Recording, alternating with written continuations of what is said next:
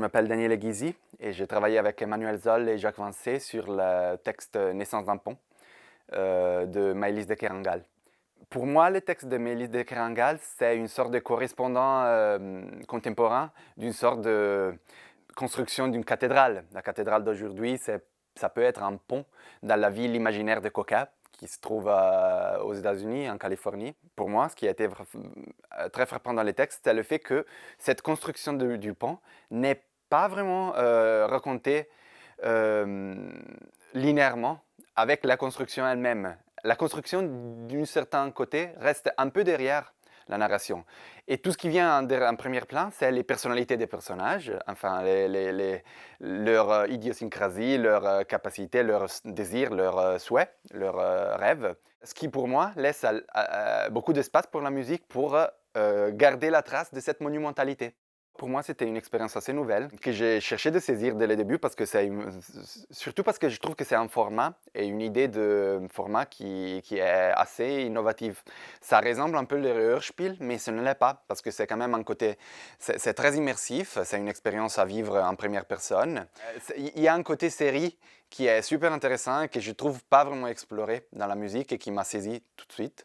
Et l'autre côté qui était super intéressant et ce qui était intéressant dans ce cas, c'est la collaboration avec Jacques Vancé, avec Emmanuel Zoll. C'est le côté où on crée un objet, je trouve, qui n'est ni musique ni texte, mais c'est vraiment une combinaison des deux qui pour moi a lieu assez particulière parce qu'il n'y a pas une primauté de l'un sur l'autre.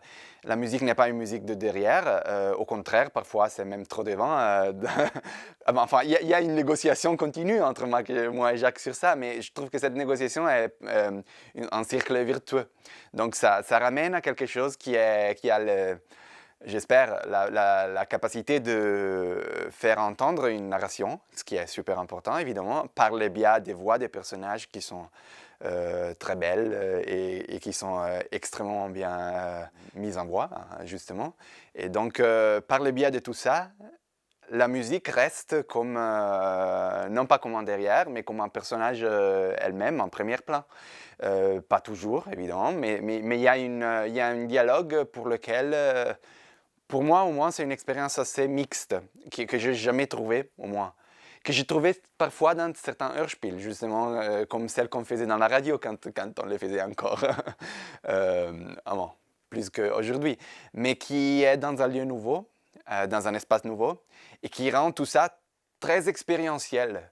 Pas radiophonique, mais vraiment cinématographique. Et cette idée qui, c'est pas une pièce, mais c'est une expérience à vivre, avec des sons qui nous touchent avant que nous faire penser. Donc c'est vraiment une expérience aussi physique, tout d'abord, presque.